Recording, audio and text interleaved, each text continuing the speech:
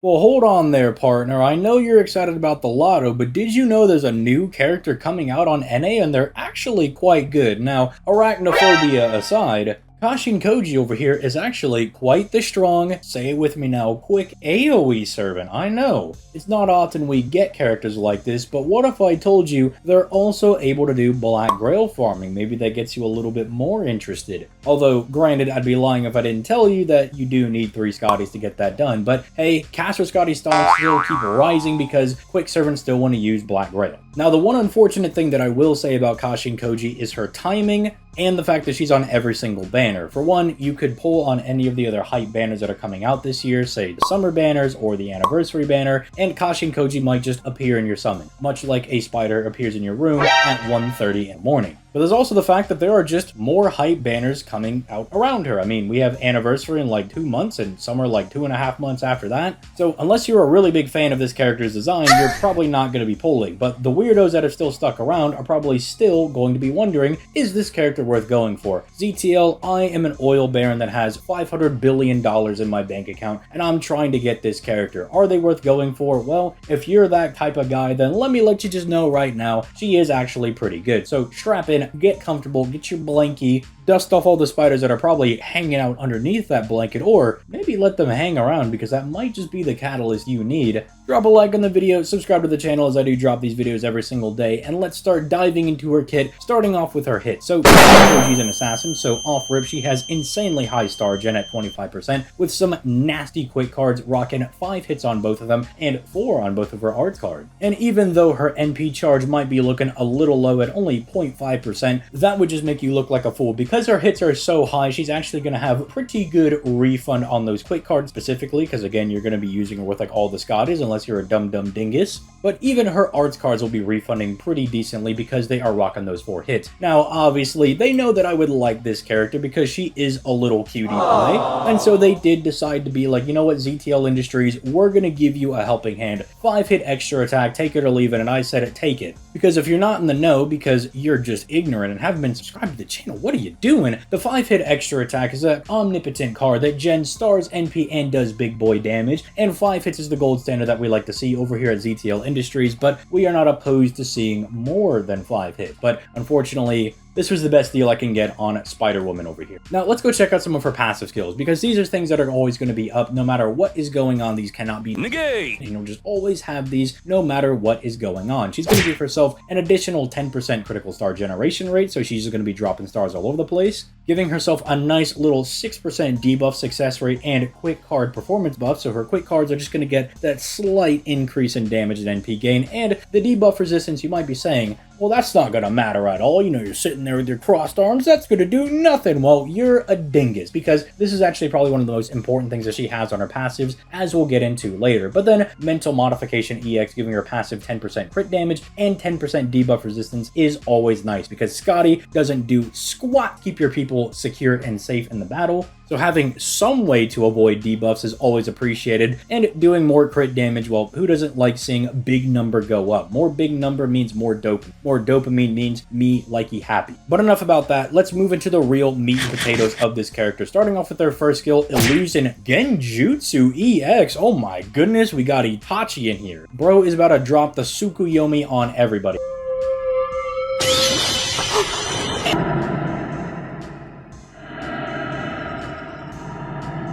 Unfortunately, I don't think the skill really reflects that type of power, but then again, this is FGO, not Naruto. This skill is going to be giving the entire party 1 hit of invincibility for 3 turns, giving herself a 30% battery, and bombing 20 stars on a 7-turn cooldown, which, actually, I might have been yapping. This is actually a pretty good skill. Having a character in your quick setups that has a way to keep everybody alive is in such a premium right now, because Caster Scotty, while she does have a very strong NP, is something that you almost never see, because you're never doing Arch Chains in a quick team. Go figure. In the green deck, you click the green cards. In the blue deck, you click the blue cards. So you're not really clicking blue cards all that often here. So as memeable as it is, the one dodge that Scotty gives you on her NP is really never going to be around when you need it, but that's where Kashin Koji says, don't worry fellas, I will keep you alive for 1 hit, but it's better than nothing, right? We can't all be Merlin keeping the entire party alive, or God forbid we can't all be Castoria just doling out solemn defense like the IRS be dishing out tax checks. But the 30% battery is also nice. It's probably why she's able to do things like black rail farming, and is also just really good when you're going into challenge quests. Just having that extra battery is always going to be nifty, and 20 stars to immediately have access to some crits is always going to be nice. So just a very good skill to start off with. Moving on to her second skill over here, Black Widow has Apparatus for Slaughter B+, which color me intrigued because I love me a woman that can do some slaughtering. So moving into this skill, we have 30% quick performance for 3 turns, a 20% attack buff for 3 turns, and a very strong on attack buff that anytime she attacks with her quick cards, she regenerates 10% NP, which is why she can be really strong going into challenge quests. It does mean that I wish she had 3 quick cards, but maybe I thought that was going to be a little bit too broken. I say let our characters be broken. We're literally just fighting the AI. It's a PvE game. Who cares if the characters are dummy, nutty, broken? As the skill name would suggest, let me slaughter my AI opponents. But if you're going to be using her for farming, this is functionally just something you should click whenever it's available, and even if you're going into CQs, just press this button whenever you see it glowing up. You see skill glowing, you click. Because it's free damage, free NP refund on our quick cards, and it's free NP, literally free for doing nothing. You're going to be clicking the quick cards anyway to do massive damage. You're getting 10% NP back every single time, and that's also not to mention the refund she's already getting on those quick cards, and God forbid they are crits because you click the first skill and now have access to stars, and because of the quick chain buff, you also just get a free 20% increase in your crit chances. So she is going to be going sick, nasty, goated with the sauce with this second skill. It's very strong. I love it. Now this third skill though, this is where the magic happens. Welcome to Disney World, because she is going to be dropping some magic on you with her Mystic Eyes B. Yeah, bet you didn't think that Brown Recluse over here was going to be rocking the Shiki skill, but turns out she's just kind of goated like that. And this skill is actually very important. You might think it's because of the, 500% star weight for a turn, or even the 100% crit damage for a turn. I mean, that's a lot of crit damage. ZTL, that's gotta be the best part of this skill, right? We're doing mad damage. I mean, think about the passive you brought up earlier. That's 110% crit damage without even factoring in support. And yes, that is good, but no, that's not the best part of this skill. The best part of this skill is the chance to bound an enemy for 1 turn. And that's 100% bound chance. And keep in mind, bound, unlike stun, gets around stuff like stun resistance or stun success rate up. So basically you can kind of bypass some odd characters. Think about characters like Jean or Amakusa, who will also be mentioned later on in this video. But Kashin Koji's main thing revolves around this bound. Outside of this, she's still a strong servant, because what you effectively have is someone that can crit pretty hard, not very frequently. It's going to be pretty much every 6 turns, because you have this up for 1 turn and then it's down for 6, then you get it back. She has the refunding and she's doing some pretty solid damage, but the bound is what ties everything together. It's what makes her a sneaky little critter. And again, if you've used characters like Amakusa or Jean and their bound, you might be like, well, that's pretty good, but I don't see how this is going to be like super nutty. How's this going to be super broken? Well, let me turn your neck over to her NP and let's take a look at this. Ignore the insta-kill chance. It's really just there if you're trying to take out like bronze enemies, maybe the odd silver enemy, and God forbid you win the lottery and you kill a gold enemy. It's some nice technical play that she has going into her NP, but we don't care about that. It's the overcharge effect. Zero in on that. Jarvis, enhance what I'm looking at. It's a power mod against bounded enemies of 150% to 200%. And what is that I also see? Chance to bound all enemies that procs first. Now, again, it does start at 60%, so it's not guaranteed. But again, remember what I said earlier. Bring your mind back. Increases debuff success rate by 6%. Now, that's not a whole lot. That's only 66%, but it's better than 60. And keep in mind, there are other characters that can buff your debuff success rate as well. But it does mean that unlike a lot of these other characters that, say somebody like Summer Kama that has the power mod against charmed people, she can only do that once. She has it on the skill, but then doesn't have a way to reapply it until her skill comes back up. Kashin Koji is kind of like the power creep on those characters, because she at least has an over coin flip chance to land that on each individual enemy. And remember, it's not all or nothing. It applies each on each individual enemy. So like it'll try on enemy 1, over coin flip chance, 60% at baseline, or I guess 66%. And then if it fails on that one, it tries on the second person. So it's not like all or nothing. You can still land on some of the guys. And realistically, the only people you really care about it landing on are going to be like the main big enemies on like the final node and farming node. So if it doesn't hit like Tweedledee and Tweedledum over there, who really cares? But it makes her really strong. I mean, if you look at the damage chart, she's up there for quick AoE. She's number 2, and there's like not bum in this list. Like, she's only being beat out by Voyager, but she's beating out new character Kazura Drop. She's beating out Scotty Ruler, right? New character, not a bum. She's technically losing up to Dante's, but remember, Dante's only gets that big damage for 1 turn. On those other turns, bro's a bum. Like, she's out there doing some big damage. Like, and again, unlike other characters that you might see on damage charts, where it's like, well, they're technically calculating it with the power mod they have for 1 turn, like, bum over there. Kashin Koji can actually reapply this as many times as she wants. It also means that she does not have the weakness that a lot of other quick characters do. In quick team comps, once all of your skills run out, you're pretty much just sitting around with your thumb up your butt, waiting for them to come back up and hoping you can live. But Kashin Koji, because a lot of power is concentrated into her overcharge, has the potential to still do decent damage even after her skill effects run out, which is a real thing that can happen for a lot of players if you don't have these crazy maxed out boxes where you can just 3-turn every boss in the game. You're gonna be going to like turn 6, 7, 8, 9, 10, and so during those turns, she's not going to be doing 0 damage. She can still reapply the bound and do extra damage against them. And mind you, if the bound applies to that enemy, they're stunned, so they can't do anything to you. So she can almost stun lock the enemy. It's kind of like that whole strategy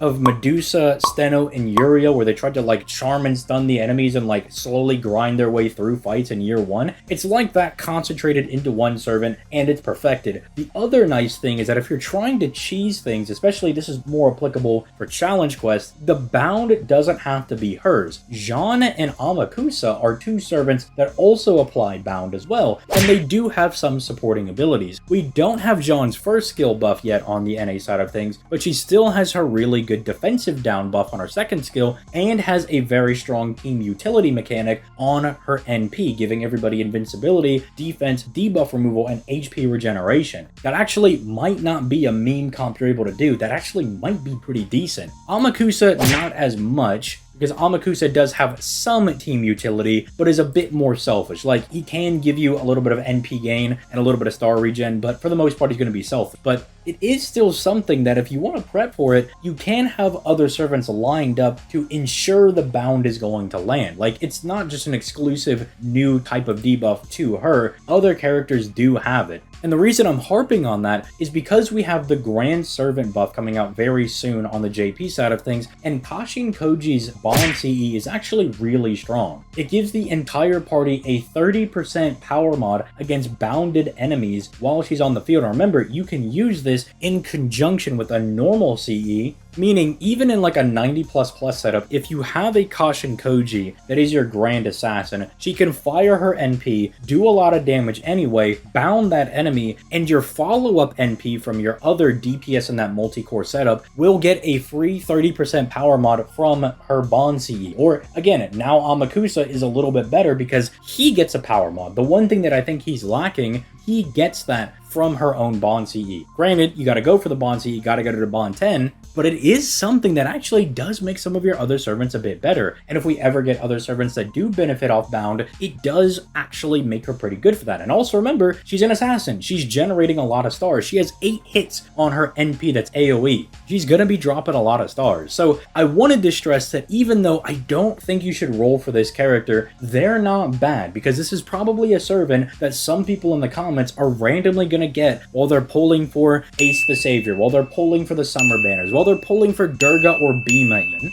Or even later on this year, you're pulling for Yasugi Kenshin. You might just randomly get her. I want to stress that they're not bad. In fact, I believe in this servant enough that I picked them up for my free 5-star on my JP account. I think they're just legitimately very, very strong. They're not a bad character. They're just unfortunately on every single gacha, so they're not as limited, so you're not as incentivized to summon for them, and they just have really, really bad timing. Their timing of release is not great. Some weaknesses that I do think they have is that they have no way to interact with enemy defense. They can stun lock the enemy, which technically can prevent them from ever popping any of their buffs, but some enemies do have like a break bar effect where they'll give themselves like dodge, invul, gut, stuff like that, and she doesn't have any way to remove those. She doesn't have sure hit, pierce invincibility, none of that stuff, so she can get hard stopped by enemies that put up any kind of defense, which is a little bit annoying. There are CEs you can use that have like pierce invincibility on them, but that's something you have to do out of your way to make sure that she can get around those, and you have to know about the fight before going into it. But just want to let you guys know about that. I think she's a very strong servant. I think she's very good.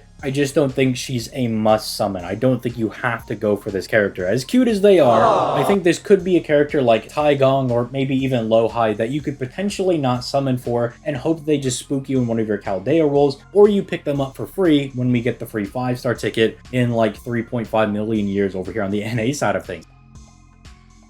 So with all that being said, I'm going to go ahead and get out of here. Leave a like on the video if you enjoyed it, if you were entertained by the video. Subscribe to the channel, and as per usual, you can also peruse the description where there are some sneaky links down there if you're interested. The Discord is down there in the description down below, where if you need help on FGO, we have a very helpful and insightful FGO channel where nothing ever goes wrong. We have a Dokkan chat where everything is peaceful and amicable and no one ever argues about the new units. There's the Brave Souls chat where you might have one brave lad just post there once in a blue moon. There's the Yu-Gi-Oh chat, which is just absolute pandemonium. Don't go in there. And then if you want to get involved with videos that actually get released on this channel, you know, super secret over here, right? The patrons have the ability to influence some of the videos. I mean, they're the real shadow government behind what happens on the channel. So if you become a patron, you get access to that super secret channel and you can vote on videos that are coming out. You might get to see when videos are being worked on. And if you really value my opinion, you might have an express ticket to be like, hey ZTL, I wanted to know if I go out with this girl, you know, I think I'm going to be able to... YouTube guidelines. I don't know what I got to say, and, you know, I will personally get in there and be like, don't worry, buddy, let me give you some advice. I'm going to give you the tips on how to get that girl. Okay, maybe not that one, but I'm also not opposed to it. We like to have a good time over here on the ZTL channel, as y'all can. But with all that being said, I'm going to go ahead and get out of here before I say something truly out of pocket. You guys have yourselves a nice day, and I'll catch y'all on the next one. Peace. Late, guys.